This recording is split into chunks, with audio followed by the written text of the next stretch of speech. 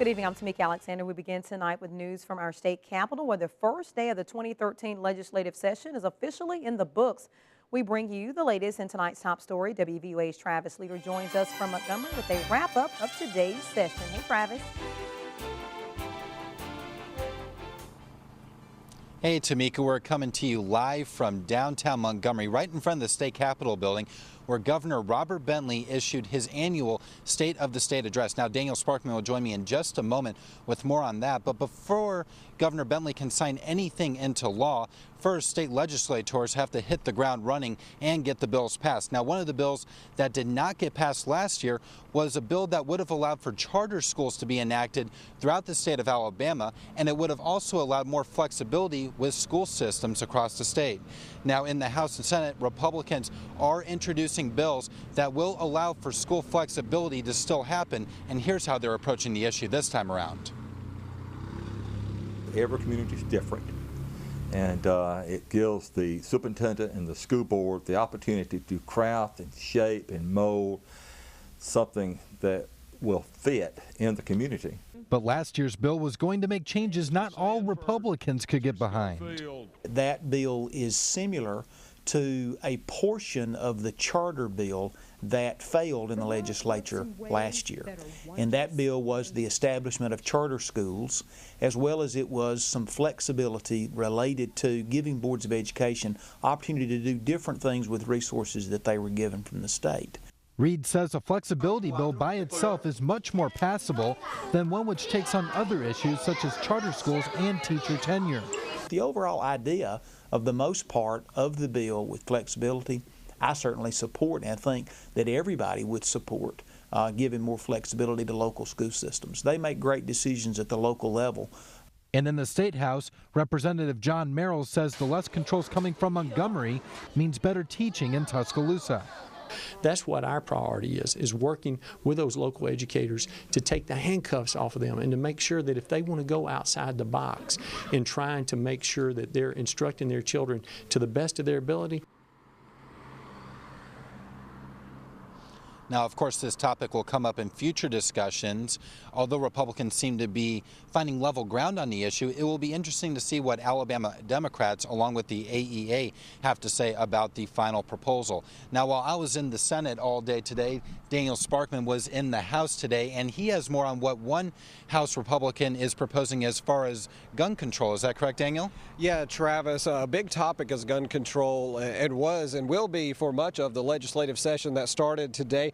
House Bill 8 is a constitutional amendment that would better define Alabama citizens' individual rights to bear arms. Author of the bill, Representative Mike Jones of Covington County, said that the bill is meant to clear up any misconceptions to the Constitution and to also prevent further restrictions on guns from being passed without proper review. Jones says this is a law that he truly believes Alabamians need passed, while proponents like Representative Christopher England says it's unnecessary. I believe in the right to defend yourself and your home and your family. I believe in these fundamental rights. They're protected by the Second Amendment of the U.S. Constitution, and I believe in those things. So for me, it's not just about representing the people at home, it's also what I believe is right. I personally believe that in Alabama, I believe that our Second Amendment has always been respected and will continue to be, and people's rights to possess firearms I don't think will change in regards to anything that we do in the legislature. And earlier tonight here behind me at the state capitol, Governor Robert Bentley addressed the legislature in his annual State of the State address. He spoke about a variety of topics, starting with how far the state has come in the past 50 years since the civil rights movement. He then moved to unemployment, which has been a big topic throughout his terms in office. And Governor Bentley said that our state is making great progress. Jobs are coming. We're cutting costs and living within our means, all without raising taxes. Unemployment in Alabama is down to the lowest level it's been in 4 years. Over 26,000 new and future jobs have been recruited to Alabama in the last 2 years. He also said that the very first bill that he wants to see on his desk this legislative session is one that will pay back a loan from the Alabama Trust Fund in the amount of $437 million. Now, the governor wrapped up his speech by saying that what is the state of the state? Well, the state is good. Reporting live at the state capitol in downtown Montgomery, Daniel Sparkman, WVUA News. Tamika. All right, thanks, Daniel and Travis. We're learning more about the hostage situation that took place in Midland City, Alabama. Authorities say the body of the hostage taker, Jimmy Lee Dykes, showed signs of multiple gunshot wounds. The 65-year-old was killed Monday after FBI agents stormed an underground bunker where he held a 5-year-old boy captive for 6 days. Authorities used a secret camera to see inside the bunker and say they acted when they felt the boy was in danger. A law enforcement official says the FBI rescue team practiced on a mock-up of the bunker before moving in. Superintendent of Dale County Schools says counselors will be on hand to help with the healing process. We have a long way to go. We have a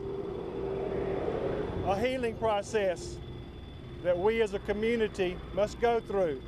We have a process for counselors in place for our students and others. We hope in the near future we will all sit down and look at this situation and process it out and learn from it and hopefully prevent this from ever happening again. Ethan is doing well and was released from the hospital earlier today. He will celebrate his 6th birthday tomorrow. Tuscaloosa County Emergency Management Agency is holding a class this spring that could help you in the face of an emergency. WVUA's Emily Forrester takes a look at how the CERT training helped one man after the April 2011 tornadoes. We as individuals need to be better prepared in the event of a disaster, which was evident after the April 27th tornadoes. Hunter Rayfield took the Community Emergency Response Team class in 2009 and experienced an emergency firsthand 2 years later. You know, after the tornado, I don't know, you saw a lot of things that, you know, you don't ever really want to see again, or things you'd be really prepared to see. Rayfield says the class helped him help others after the tornado here in Alberta City and in Holt. I think the class helped me do my job, but also kind of helped me compartmentalize, you know, this is something you're never really going to see again. You can kind of deal with it later. Without the CERT training, Rayfield's experience after the tornado would be a different story. He was very confident in his ability on what he had to do. I think that was one of the only reasons why I was okay with him going out after that tornado, because it looked bad and we knew it was bad. You never know when you're going to need, you know, when you can go and help somebody. You know, it might be a stranger, it might be somebody in your own family. And Billy Green, who has taught the class in Tuscaloosa for years, says he has one major motive with the class. I want to be able to train you to take care of your family. If you can take care of your family, you can take care of your neighbor. If you can take care of your neighbor, you can take care of your community. At the end of the class, participants are involved in a pretend disaster in which they put their training to the test. Reporting in Tuscaloosa, Emily Forrester, WVUA News. CERT training classes will be on Monday nights throughout February, March, and April. Starting next week, February 11th, the classes will kick off at 6:30 and last 3 hours. For more information on how to sign up, you can contact Billy Green at the number there on your screen, 205-248-4962, or email him at bgreen@tuscaloosa.com.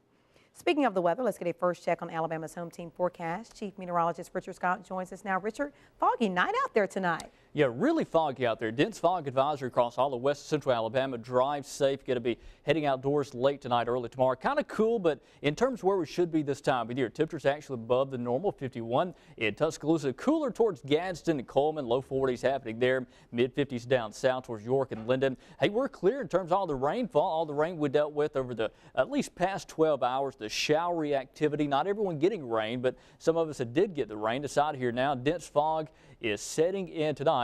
In fact, here's that dense fog advisory. The county's in gray. Pretty much everybody out there watching us, we're under that dense fog advisory for tonight and early Wednesday morning. When does the fog evaporate, and you know, when does sunshine return? Your forecast is coming up. Thanks, Richard. Storm recovery continues in Alberta City, and more new homes will soon be coming to the area. The Tuscaloosa City Council approved a funding agreement with Habitat for Humanity to purchase 27 lots off of Juanita Drive. A single-family home will be built on each one of these lots. This area suffered damage from the April 27th tornado, and Community Development Program Manager Savannah Howell says this project will help advance Alberta City in more ways than one. It has given an opportunity for the city to build back the Alberta area. Much of the area was in a decline before the tornado. So this is going to allow us to bring some residential homes into the area. And we hope if we can establish the residents in that area, it will lead to economic development and growth.